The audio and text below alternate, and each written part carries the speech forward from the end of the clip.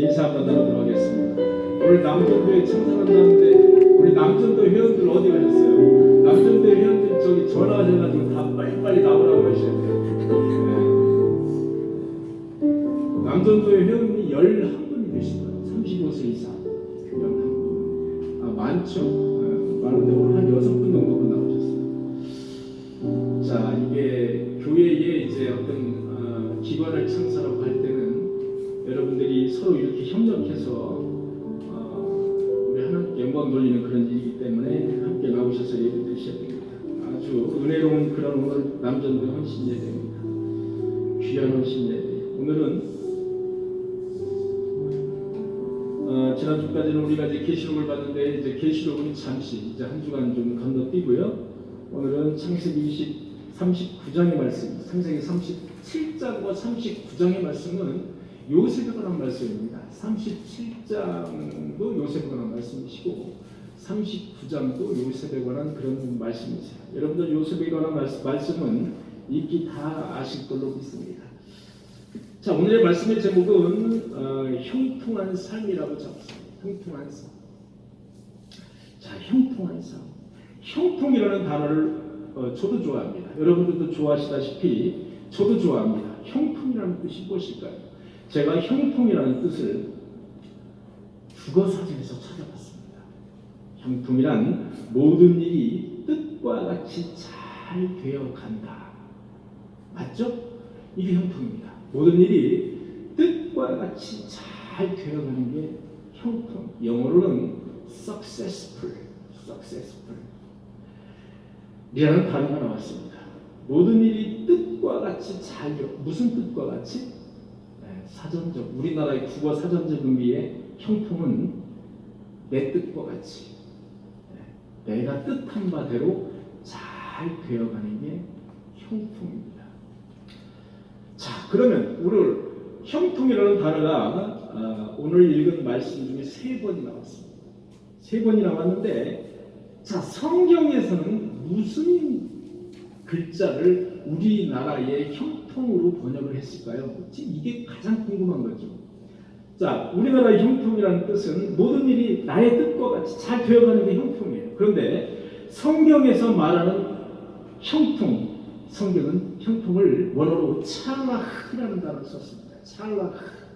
이 찰락이라는 형통, 이것을 우리나라 말로 번역했다 이겁니다. 번역했더니 영어로는 successful로 번역을 했고 우리나라 말로 형통으로 번역을 했습니다.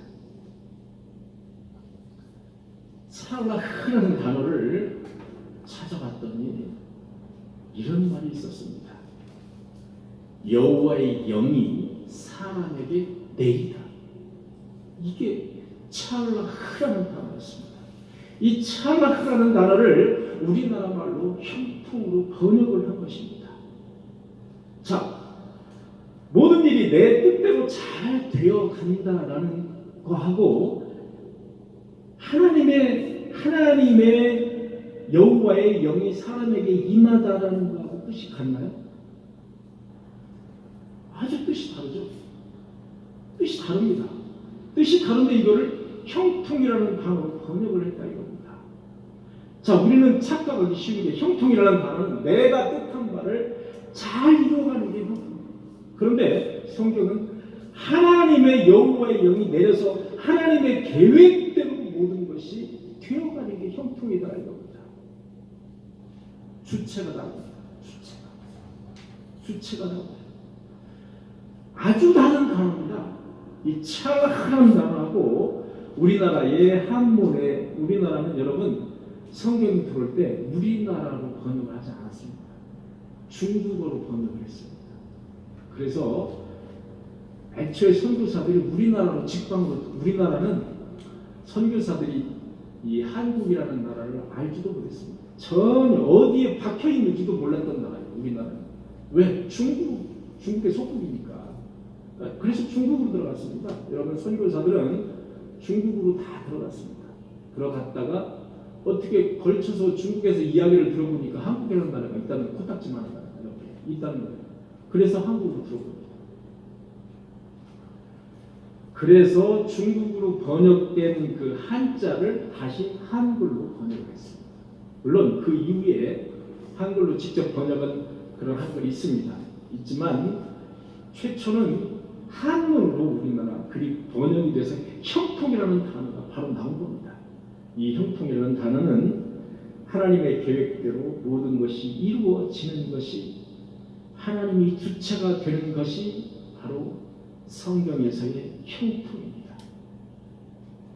오늘 남자들의 헌신예를 맞이해서 요셉에게 내렸던 여호와 하나님의 영이 남전도의 회원 여러분에게 다 내려서 하나님의 영이 함께 하셔서 여러분들의 삶에 하나님의 형통함이 다 있으시기를 간절히 축원합니다. 그렇습니다. 여러분, 요셉을 잘 아시죠? 요셉은 성경에서 빼놓을 수 없는 인물입니다. 요셉은 성경에서 아주 중요한 인물로 다루고 있습니다. 여러분, 요셉의 엄마는 물론 4명이 있습니다만은 사실상 2명이죠. 레아와 라헬이라는 여자가 2명이 있었습니다. 그런데 여러분, 요셉은 야곱이 사랑했던, 실제로 야곱이 결혼하고자 했던 사람이 라헬이었습니다. 라헬, 둘째 딸이었습니다.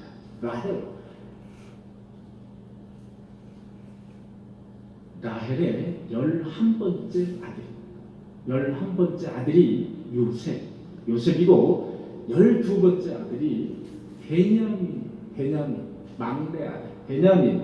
여러분, 베냐민 지파 아시죠? 베냐민 지파, 요셉 지파, 베냐민 지파. 여러분, 그래서 가장 자기가 사랑했던 라헬이 아기를 낳지 못하는 거예요. 그래서 야곱이 기도를 합니다. 나중에서야 11번째로 요셉이 태어났습니다. 자기가 사랑하는 라헬을 통해서. 그러니 여러분, 집에서 요셉이 얼마나 귀한 아들이겠습니까? 그래서 요셉에게 채색옷을 입혔고 요셉을 다른 아들보다 특별히 더 사랑합니다. 그래서 성경을 보면 채색옷을 입혔다. 여러분, 옛날에 이 시대에, 지금으로부터 무려 한 3,000년, 이 세대에 채색옷을 아들에게 입히고 다녔다. 이 얘기는 뭡니까? 아무 일이나 시키지 않았다는 겁니다. 구별했다는 얘기예요. 이것만으로도 여러분, 형제들에게 시기질투의 대상이 되었습니다. 시기질투의 대상. 그것만으로도 시기질투의 대상이 된 거예요. 채색옷을 입힌 것만에. 여러분, 꿈꾸는 자 요셉. 저희 교회가 꿈의 교회라고 지은 이유도 바로 여기에서, 요셉의 꿈에서 제가 떠왔습니다. 그래서 여기에서 꿈꾸는 교회. 요셉이 꿈꿨던 거죠. 우리 교회도 그 꿈을 꾸어보자. 여러분, 요셉은 어느 날 꿈을 꿨습니다. 꿈꾼 죄밖에 없습니다. 요셉이 부렁텅이에 빠진 것은, 죽게 된 것은 꿈꾼 죄밖에 없다. 그 꿈은 물론 하나님이 주신 꿈이었습니다. 하나님이 아주 오묘한 계획하에 주신 꿈이었습니다. 여러분, 꿈의 내용을 잠깐 여러분들에게 소개해드리겠습니다. 여러분 다 아시겠지만 꿈의 내용은 이렇습니다. 요셉이 꿈을 꿨는데 형들의 곡식단이 요셉 자기의 곡식단에게 모두 절하더라 이겁니다. 절을 하더라 이거. 거의 막내격인 자기에게 절을 했어요. 그리고 해와 달과 별이 자기에게 절을 하더라 이거. 이렇게 형들에게 자랑스럽게 이야기하는 겁니다.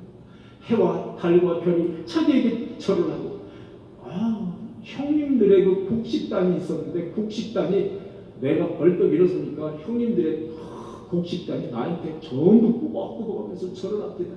이렇게 형들을 모아놓고 이야기를 한 겁니다. 여러분, 창세기 37장 8절에 보니까 내가 참으로 우리의 왕이 되겠느냐? 이렇게 형들이 시기질투를 하겠는데 이제 야단이 났습니다. 내가 도대체 우리의 왕이 되겠느냐? 참으로 우리를 다스리겠느냐 하고, 게다가 또 이런 말을 해요. 나와 어머니와 형들이 참으로 가서 땅에 엎드려 내게 절하겠느냐? 그의 꿈과 그의 말로 말미암아 그를 더욱 미워하더라. 요셉을 더욱 미워하게 됐습니다.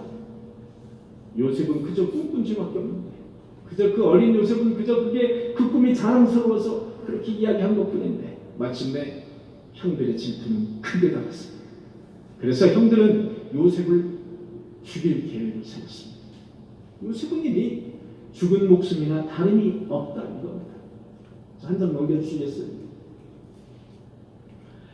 예. 자, 형들은 이제 요셉을 불러내서 죽일 생각으로 요셉을 불러냈습니다. 요셉이 저기에서 옵니다.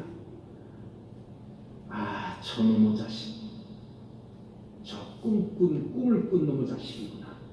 꿈꾼 자가 옵니다. 꿈꾼 놈이 지금 오고 있는 거예요. 이렇게 요셉을 미워했습니다. 마침내 요셉을 깊은 구덩이에 집어넣었습니다. 요셉은 옴짝달싹도 할 수 없는 상황이 되어버린 거예요. 겨우 하나님의 은혜로 죽은 만큼은 묘면을 했습니다. 묘면을 한 요셉은 낙타 등에, 당시에 여러분 잘 들어보세요. 낙타 등에 향품, 유향, 모략 같은 것을 가득 싣고 지나가는 이스마엘 상인들에게 종으로 팔린다라는 성경 구절이 있습니다. 여러분, 자, 지도를 보시면 이스마엘 상인들에게 종으로 팔린다는 말이 있는데, 당시 여러분 이스마엘이 누구 자식이죠? 이스마엘은 아브라함의 자식입니다. 여러분, 아브라함의 자식은 이상만 있는 것이 아니라 아브라함의 자식은 8명이 있었습니다, 여러분. 그런데 아브라함이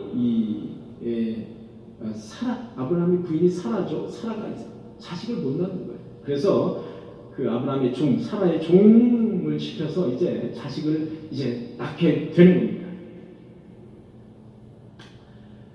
그런데 그 중에 이제 이스마엘은 누구냐? 아브라함의 후처로 들어온 하갈이라는 사람이 있었습니다. 이 하갈로부터 낳은 자식이 첫째 이스마엘이 되었습니다. 이스마엘. 자, 그런데 여러분에게 말씀드리는 것은 이스마엘과 미디안을 같이 말씀드려요. 미디안은 또 누구예요? 미디안도 아브라함의 아들이었습니다. 미디안은 그두라라는 셋째 부인으로부터 낳은 아들이 바로 미디안이라는 네 번째 자식이었습니다. 그두라로부터 아브라함은 아들 6명을 낳고 그 다음에 하갈 또는 나중에 이삭을 낳게 되죠. 그런데 당시 이스마엘 그 식구들은 어디에 주둔하고 있었느냐, 어디서 살았느냐? 미디안에서 살았습니다. 미디안은 지금 사우디아라비아. 그래서 여러분에게 이 지도를 보여드리는 것은 이스마엘 상인들이 왜 도대체 이때 이렇게 어떻게 해서 요셉을 만나게 됐는지를 여러분에게 지도로 설명을 드리고자 하는 겁니다. 자, 미디안 상인들 여기 있죠? 미디안 있는 상인들이 당시 중동에는 이런 향품이나 이런 유향이나 모략들이 많이, 중동에는 많이 그런 것들이 났어요. 그런 것들을 이제 이집트에 수출을 해서 이집트의 그 최고위층들이 이거를 이제 수입해가지고 사서 이제 뿌리기도 하고 먹기도 하고 바르기도 하고, 이런 것이 바로 향품과 유향과 모략이었습니다. 이런 모략을 낙타에다 잘 싣고 미디안, 지금 그 이스마엘 상인들이 미디안을 출발해서 어디로 가느냐? 이집트. 여러분, 이집트가 어디 있죠? 저기 지중해 밑에 보시면 이집트 있죠? 이집트로 이렇게 지금 가고 있는 겁니다. 여러분, 이해되시죠? 이 중동에 있는 향품과 모략을 가득 싣고 이렇게 가고 있는 거예요. 지금 가고 있는 중입니다. 가다가 바로 누구를 만나느냐? 요셉을 만납니다. 요셉을 만납니다. 이 부분을 여러분들이 이해를 하셔야 성경 구절이 이해가 됩니다. 자, 낙타에 모략 향품 유향을 가득 실은 이 미디안 상인들, 이스마엘 상인들이 이제 가는 거예요. 어디로 가겠습니까? 저기 이집트, 애굽이라는 이집트의 나라에 가서 이것을 사용하는 사람들은 최고위층이에요. 최고위층들만 사용하지 서민들은 사용을 못합니다. 비싸기 때문에. 자, 이런 상황, 전체적인 상황을 여러분들이 이제 보셔야 되겠습니다. 왜 제가 이 말씀을 드립니까? 왜 하필이면 요셉이 미디안 상인들, 이스마엘 상인들을 만났을까? 왜 당시에 그 허공하는 상인들이 있을 텐데 미디안, 최고위층으로 가는 미디안 상인들을 만났을까 이겁니다. 여기에는 바로 하나님의 섭리가 들어있습니다. 하나님의 계획하심이 여기에 들어있다 보시면 되겠습니다. 하나님의 계획하심이 다 준비하셨던 겁니다. 여러분, 요나가 하나님의 말을 듣지 않고 여호와의 말을 듣지 않고 너 저쪽 가서 전도해라 그랬더니 반대 방향으로 갔죠. 스페인 방향으로 갔습니다. 가다가 어떻게 했습니까? 말을 듣지 않으니까 바다에 큰 불에 물고기를 죽였습니다. 요나를 꿀꺽 집어삼키는 그런 준비해 놓으신 하나님. 역시 마찬가지로 요셉에게 미디안 상인을 중간에 준비해 오셨다는 거예요. 여러분, 창세기 39장 2절 오늘 읽은 말씀을 다시 한번 읽어보도록 하겠습니다. 요셉이 이끌려 애굽에 내려가면, 요셉이 이끌려서 애굽으로 지금 내려가는 거예요. 애굽으로 가는 겁니다. 이끌려 애굽으로 내려가매 바로의 7일 대장인 보디발이 그를 사니라. 자, 요셉을 이제 노예로 사가지고 이 미디안 상인들이 사서 이제 이집트로 갔습니다. 갔는데 역시 미디안 상인들은 최고위층을 상대하는 거예요. 왜냐하면 향품, 유향, 모략을 가득 싣고 가기 때문에 그거를 사는 사람들은 최고위층밖에 없어요. 그래서 누가 있느냐? 바로 보디발이라는 사람이 있었습니다. 보디발은 누구냐? 애굽의 이집트의 비서실장격인 아주 최고위층이라고 보면 됩니다. 바로 임금의 최고위층 비서실장격인 사람이 바로 보디발이었습니다. 이 보디발이 바로 요셉을 사게 된 겁니다. 자, 그 다음 구절은 여호와께서 요셉과 함께 하심으로 그가 형통한 자가 되어. 여러분, 그가 형통한 자가 되어만 읽으면 안 됩니다. 여호와께서 요셉과 함께 하심으로 형통한 자가 되어. 여러분, 찰나라는 단어는 모두 그 앞에 여호와께서 함께 하심으로라는 단어가 붙습니다. 수식어로. 그래야 형통한 자가 되는 거예요. 그냥 형통한 자가 된다고 그러면 잘못하면 내 뜻대로 모든 것이 된다라고 해석을 할 수가 있어요. 그게 아니라 여호와께서 요셉과 함께 하심으로라는 단어가 여러분 다 붙는다는 사실. 오늘 읽은 말씀 보면은 3절에도 그의 주인 여호와께서 그와 함께 하심을 보며 여호와께서 그와 범사에 형통하게 하심을 봐. 이것도 여호와께서 함께 하심을. 23절 역시 마찬가지. 여호와께서 함께 하심으로 형통한 자가 되었다는 사실을 성경은 분명하게 나타내고 있습니다. 지금 요셉은 아주 찌그러진 인생을 이제부터 살 겁니다. 요셉의 나이는 불과 17살이었습니다. 아주 철모르는 나이, 천방지축인 그런 나이에 이집트라는 애국에 끌려갔습니다. 그것도 노예로 끌려간 겁니다. 종으로 끌려간 겁니다. 요셉은 이제 지치고 일그러진 인생을 살기 시작합니다. 여러분, 채색옷을 입고 항상 귀엽게 다녔던 그런 도련님에서 하루아침에 노예로 전락한 그런 아주 불쌍한 인생, 그런 인생이 바로 요셉이었습니다. 그런데 성경은 그를 가르쳐 형통한 자라고 말해요. 여러분, 앞뒤 문맥이 사실상 맞지 않아요. 전혀 맞지 않습니다. 자, 이렇게 힘들게 여러분 미디안에서 저기 요셉이 있는 곳까지 가려면 거의 아마도 한 달 정도 걸릴 겁니다. 신학자들이 말하기를 요셉이 있는 곳에서 저기 근방이죠, 예루살렘 그 밑에 그쪽에서 다시 낙타를 끌고 이집트로 가려면 약 한 달이 걸린다고. 약 한 달. 한 달 동안 가는 거예요. 자, 한 달 동안 여러분 낙타를 타고 갔을까요? 전혀 아니죠. 아이고 종인데 노예인데 남자인데 아유 뭐 아직도 팔팔한 그런 나이 질질질질 끌려갔을 겁니다.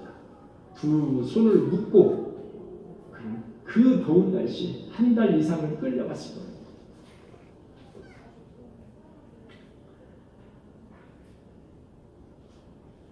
사랑하는 성도 여러분, 지금 나의 삶이 내가 원하는 방향으로 가지 않아서 엄청난 스트레스를 받고 계신 분 계십니까?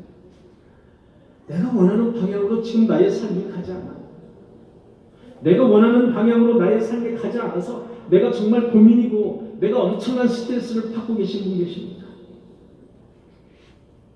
나의 의지와 상관없이 내가 지금 어떤 구렁텅이로 가고 있다라는 그런 느낌을 받고 계신 분 계십니까?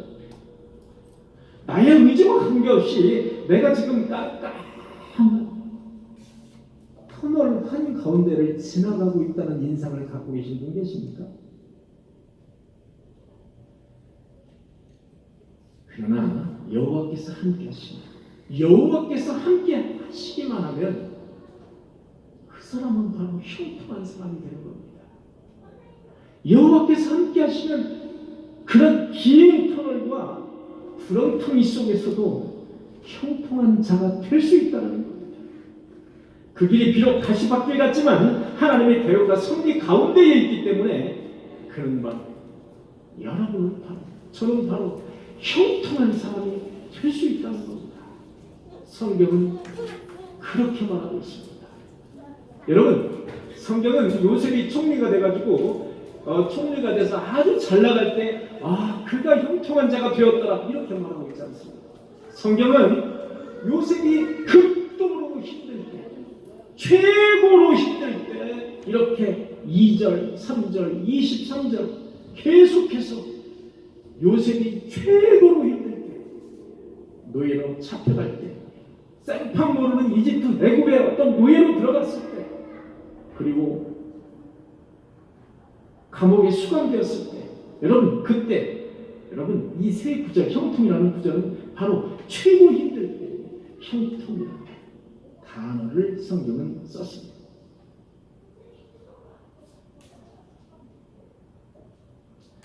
마침내 요셉은 보디발의 아내 여러분 보디발은 비서실장격이었습니다. 바로 임금의 비서실장격이었는데 보디발의 아내의 모함으로 감옥에 갇히는 실세가 됐습니다. 여러분 보디발의 아내의 그 모함으로 인해서 요셉이 감옥에 갇히는데 감옥에 몇 년간 갇혔는지 성경이 나오지 않습니다. 감옥에 몇 년간 갇혔는지는 성경에 나오지 않습니다.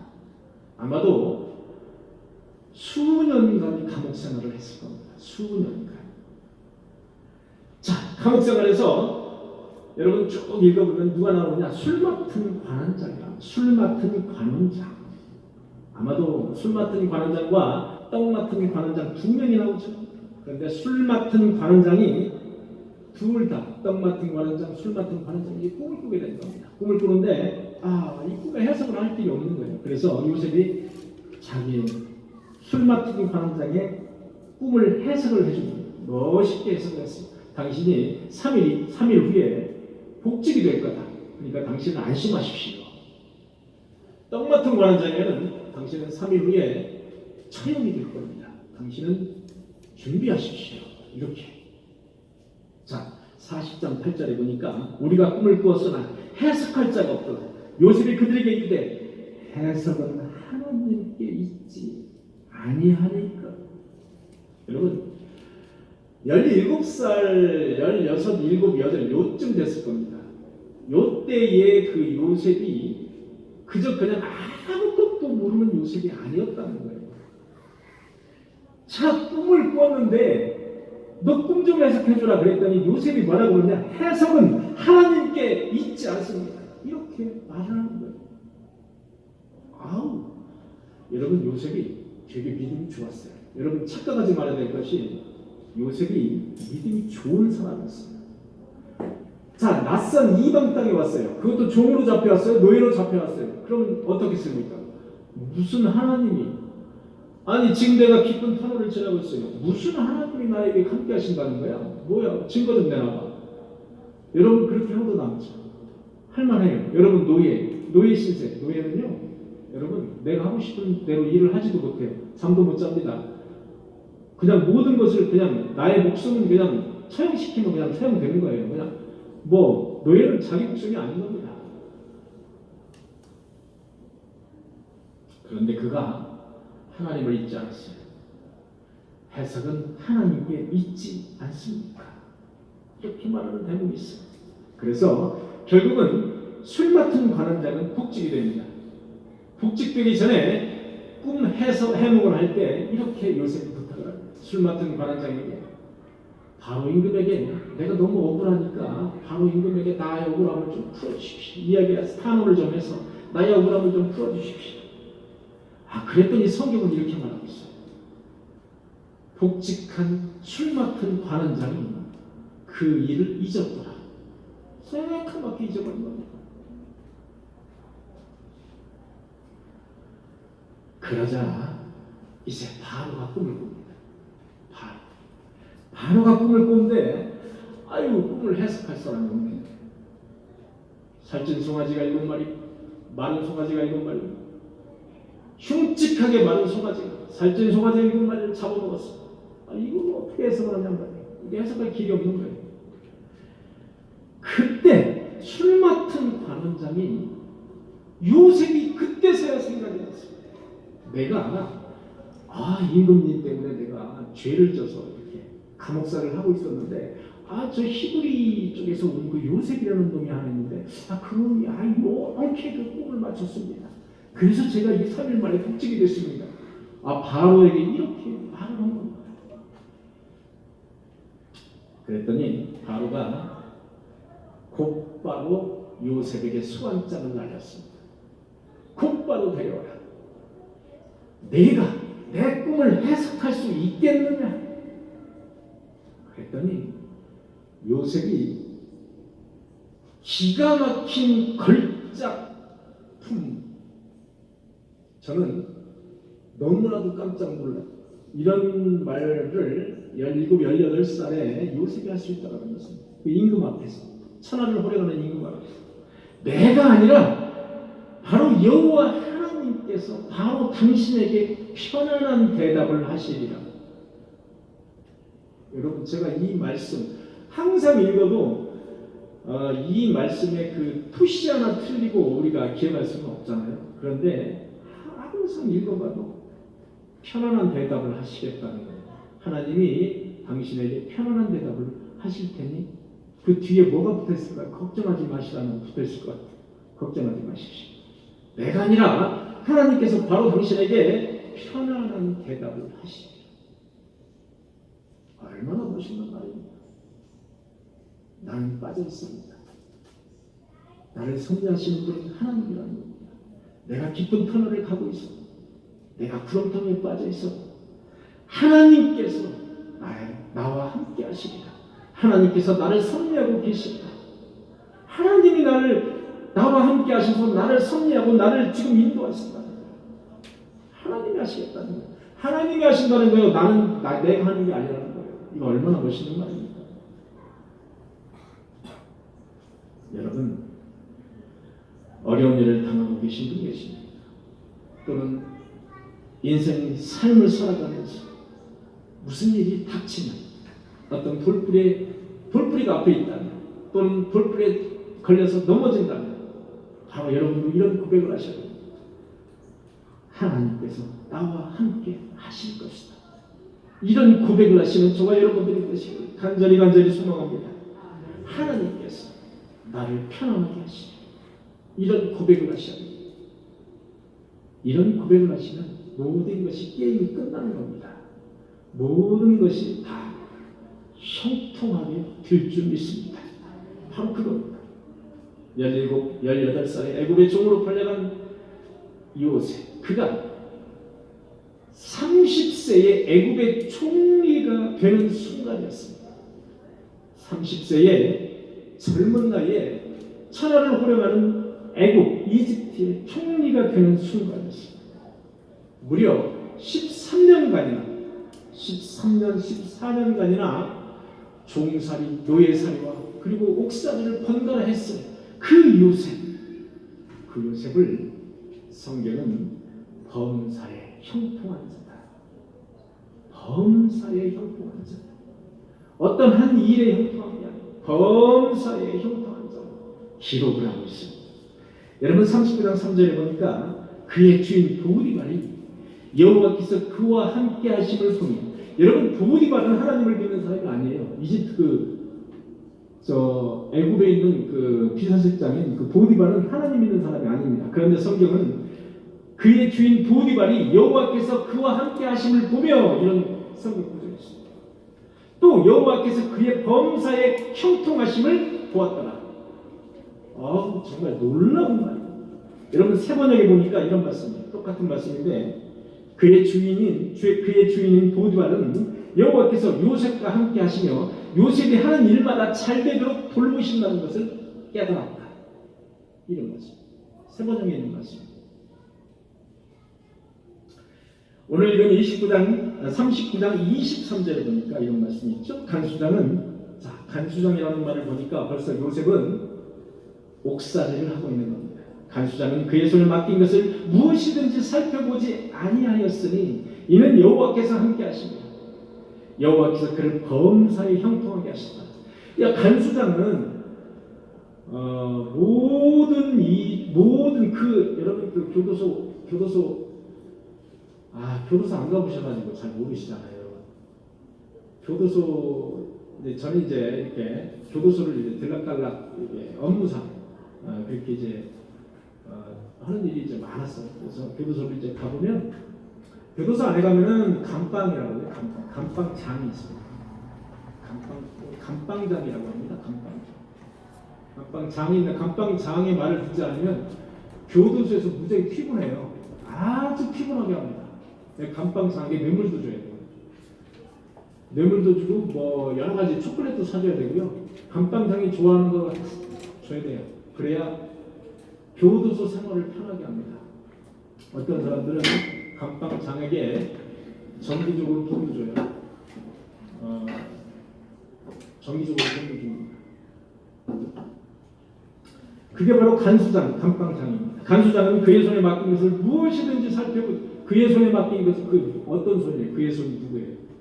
요셉에게 간수장이 맡긴 것이 있었을 거예요. 일을 잘하니까. 요셉에게 맡긴 것은 무엇이든지 살펴보지 아니하였으니, 이런 놀라운 일이에요.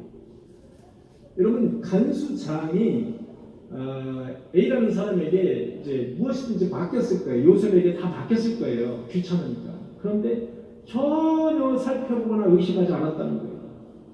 이는 여호와께서 함께 하십니다. 여호와께서 함께 하셨기 때문에 누구에게도 간수장에게 함께 하셨다는 거예요.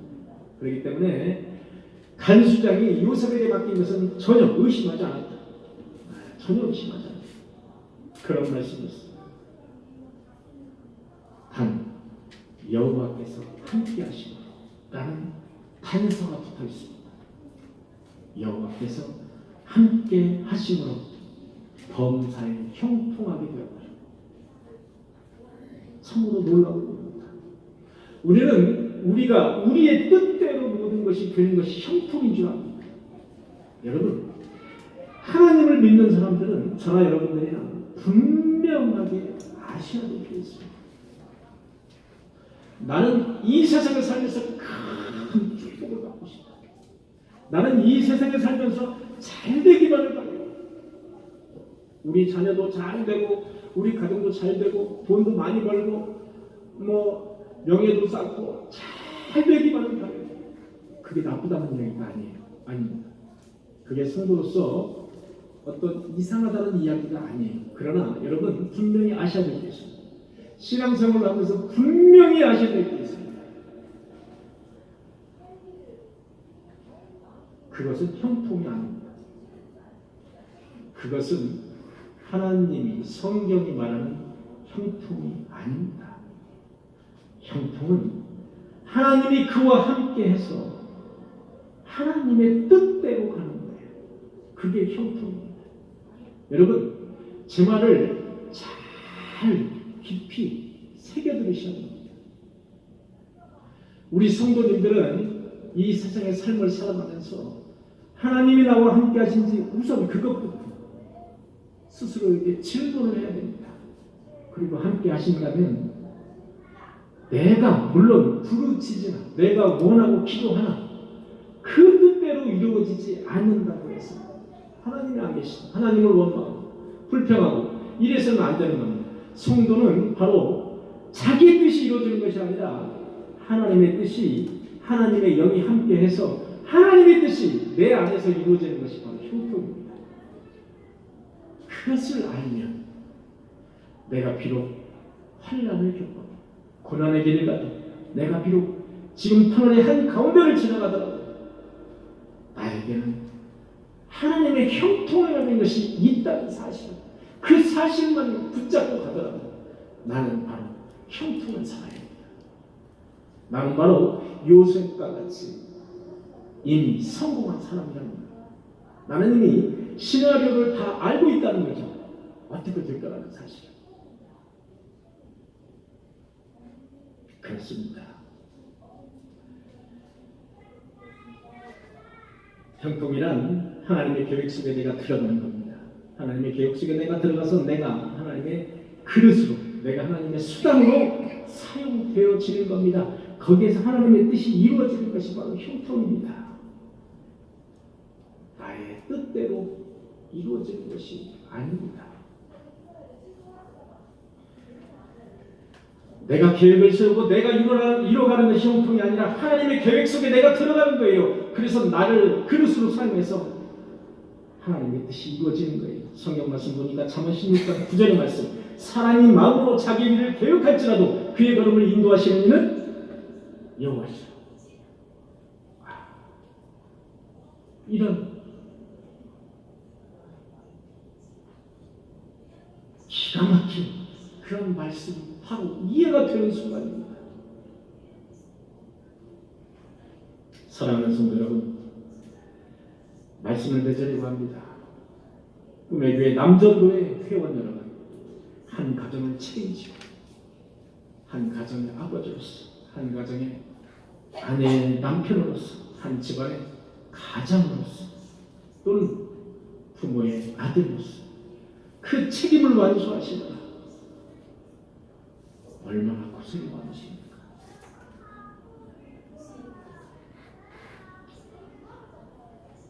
그리고 여러분은 지금 어디를 향해서 가십니까? 여러분은 지금 어디를 향해서 어디에 표대를 두고 지금 가고 계십니까? 하나님의 영이 내 안에 거하는 삶, 하나님의 계획이 나를 통해서 이루어지는 삶, 그 삶이 바로 형통한 삶입니다. 우리 모두 형통한 삶을 영위하시는 남전도의 회원 여러분들이 계시기를 간절히 축원합니다. 기도하시겠습니다. 주님 감사합니다. 요셉처럼 우리도 하나님의 영이 함께 하셨습니다. 나를 그릇으로 사용하셔서 하나님의 뜻이 내 안에서 다 이루어지는 형통한 삶을 살아가게 하여 주옵소서. 예수님의 이름으로 기도하옵나이다. 아멘.